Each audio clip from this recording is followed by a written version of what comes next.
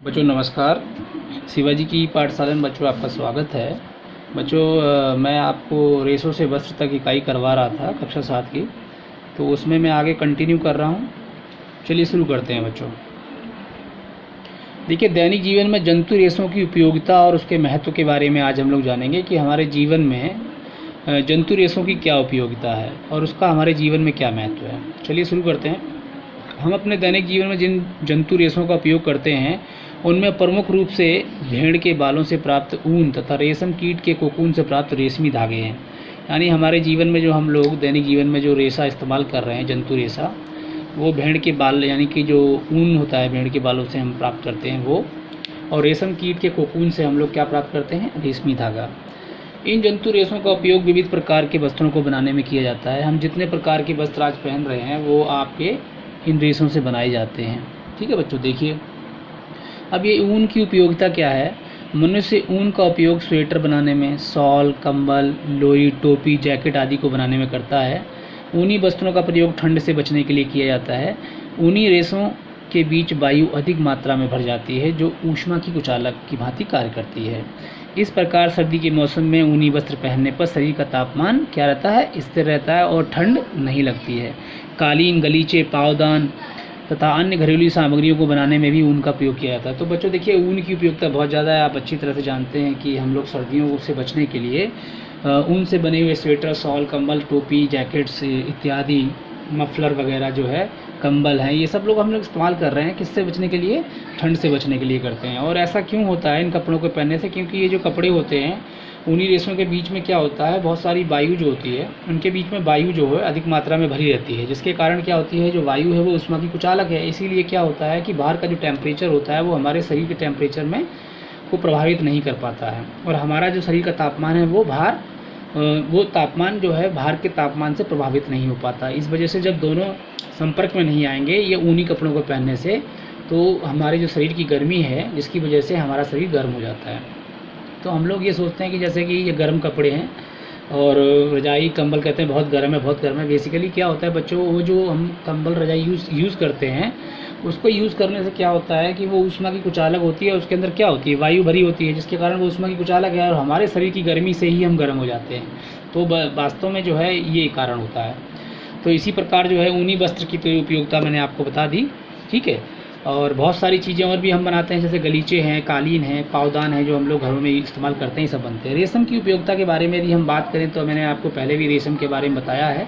रेशम से बने वस्त्र हल्के, मुलायम, चमकीले, लचीले, बहुत मजबूत और टिकाऊ होते हैं बच्चों, और रेशमी वस्त्र पहनने में आरामदायक होते हैं। इसलिए इनसे बने वस्त्रों का उपयोग किसी भी मौसम में किया जा सकता है, मतलब किसी भी मौसम में हम इसका प्रयोग कर सकते हैं। बहुत सुंदर, बहुत मुलायम, बहुत लचीले वस्त्र होते हैं। भारत में रेशमी धागों से बनी रेशमी बनारसी साड़ियाँ, देखिए बनारसी साड़ी पहनती हैं महिलाएं, बहुत सुंदर लगते हैं पहनने के बाद। घाघरा चोली है, चूड़ीदार शेरवानी इत्यादि प्रचलित हैं, और जिन्हें हम विशेष अवसरों पे पहनते हैं, शादी पार्टी में पहनते हैं, बर्थडे में पहनते हैं।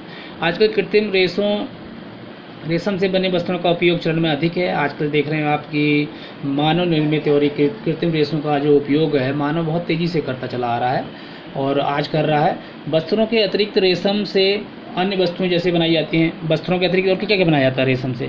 जैसे पैरासूट है, बुलेट प्रूफ जो है कपड़े बनाए जाते हैं। बुलेट प्रूफ कपड़े होते हैं ना, जब कोई बुलेट यानी कि गोली मारता है तो क्या होता है, लगती नहीं है। तो ऑपरेशन में प्रयुक्त होने वाले टाँके आदि भी जो है इसी रेशम के बने होते हैं। मतलब जैसे कहीं पे हमारे कट गया तो वो डॉक्टर के पास जाएंगे तो वो क्या करेंगे, टाँका लगाएंगे, तो वो रेशम से ही बना होता है। अब देखिए, क्रियाकलाप दो है। कृत्रिम रेशम, शुद्ध रेशम का एक एक धागा लीजिए, क्या कहना है, कृत्रिम रेशम लीजिए, शुद्ध रेशम लीजिए, दोनों को पहचानने की विधि क्या है कि शुद्ध कौन सा है, कौन सा कृत्रिम है। ठीक है, तो इन धागों को सावधानी पूर्वक क्या करना है, जलाना है, और दोनों प्रकार के रेशमी धागों को जलते समय उठने वाली गंध को सूंघकर अंतर समझने का प्रयास करना है। ठीक है बच्चों, मतलब जब जलेंगे तो उसमें धुआं निकलेगा, उसमें कुछ गंध निकलेगी, उसको सूंघना है। दोनों में अंतर क्या है। अब एक ऊनी धागे को जलाइए, अब ऊनी धागे को जलाया जाए तथा इसकी तुलना कृत्रिम तथा शुद्ध रेशम के जलने की गंध से की जाइए। तो एक तो ऊनी धागा जलाया, एक हमने कृत्रिम रेशा जलाया, एक शुद्ध रेशा जलाया। तीनों को जलाया, तीनों को जलाने के बाद क्या होगा, उसमें से कुछ धुआं निकलेगा और उसके बाद कुछ गंध निकलेगी, उसको सूंघना है हमको। ठीक है, फिर अंतर देखना है तीनों में क्या अंतर है। कृत्रिम रेशम के धागे जलने पर क्या हो जाते हैं बच्चों, कृत्रिम रेशम के धागे जो है जलने में पिघल कर सिकुड़ जाते हैं, यानी गोली नुमा हो जाते हैं, गोल बनाने, जैसे प्लास्टिक होती है जब हम उसको पिघालते हैं तो क्या होता है, पिघल को धीरे धीरे गोल सा बन जाती है। तो इस क्रम में तीखी सी गंध भी आती है, ठीक है। और दूसरी ओर जो शुद्ध रेशम होता है उसमें क्या होता है, शुद्ध रेशम तथा ऊन एक अच्छी गंध के साथ पूरी तरह से जल जाते हैं। मतलब शुद्ध रेशम जो होगा और ऊन वो पूरी तरह से जल जाएंगे, लेकिन जो कृत्रिम रेशम होगा पूरी तरह से नहीं जलेगा, और ये क्या जलने के बाद जो है सिकुड़ कर गोली नुमा हो जाता है, यानी गोली बन जाती है इसकी, ठीक है। और इसमें से तीखी सी गंध भी आती है जो हमें अच्छी नहीं लगती। तो ये क्रियाकलाप था जिसको हम पहचानने के लिए घरों में कर सकते हैं कि कृत्रिम रेशा और शुद्ध रेशे में क्या अंतर होता है, इसको पहचान भी सकते हैं। तो देखिए बच्चों, इस अध्याय में हम लोगों ने क्या सीखा। इस अध्याय को पढ़ने के बाद हम लोग सीख सकें क्या क्या सीख चुके हैं। भारत में ऊन प्रमुख रूप से भेड़ की त्वचा के मुलायम बालों से प्राप्त किया जाता है। भेड़ के अतिरिक्त याक, ऊँट, बकरी आदि की त्वचीय बालों से क्या ऊन प्राप्त किया, मतलब सिर्फ भेड़ से ही ऊन नहीं प्राप्त करते हम लोग, याक से भी करते हैं, ऊँट से भी करते हैं, बकरी के बालों से भी किया जाता है। भेड़ के बालों को ऊन के धागों में परिवर्तित करने की प्रक्रिया को क्या कहा जाता है, ऊन का संसाधन कहा जाता है। रेशम कीट के कोकून से रेशम प्राप्त किया जाता है ना। पूछ सकते हैं आपसे, कोई किसी ने पूछा कि बताइए रेशम किससे प्राप्त किया जाता है, रेशम कीट से किया जाता है, लेकिन रेशम कीट के किससे, कोकून से, जो कोकून बनाता है रेशम कीट। रेशम प्राप्त करने के लिए रेशम कीटों के पालन का विज्ञान क्या कहलाता है, देखिए रेशम कीटों के पालन का विज्ञान क्या कहलाता है, बहुत अच्छा इंपॉर्टेंट क्वेश्चन है, सेरीकल्चर कहलाता है। कोकूनों से रेशम के रेशे निकालने की प्रक्रिया रेशम की रीलिंग कहलाती है, नहीं। कोकून जो होते हैं उनसे रेशम के रेशे निकाले जाते हैं और उनसे रेशम से रेशे निकाल के क्या बनाए जाते हैं, उनके धागे बनाए जाते हैं। इस प्रक्रिया को क्या कहते हैं, रेशम का रीलिंग कहते हैं। ऊन से क्या बनते हैं, स्वेटर, शॉल, कंबल, कालीन, गलीचे, ये अभी मैंने पढ़ाया आपको। रेशमी धागों से क्या बनती है, रेशमी बनारसी साड़ियाँ, घाघरा चोली, चूड़ीदार शेरवानी आदि ये सब बनाए जाते हैं। तो ये जो तमाम चीज़ें हमने पढ़ चुके हैं इस चैप्टर के अंदर। अब हम अगला जो आपको डिस्कशन करेंगे, जो नेक्स्ट हमारा जो लेक्चर होगा उसके अंदर हम आपको अभ्यास करवा देंगे, ठीक है प्यारे बच्चों। और इससे संबंधित यदि आपके मन में कोई भी सवाल हो तो आप मुझे कमेंट बॉक्स में ज़रूर लिखना, और मैं आपके हर एक सवाल को गंभीरता से लेता हूँ, ठीक है प्यारे बच्चों। Thank you very much for watching this video.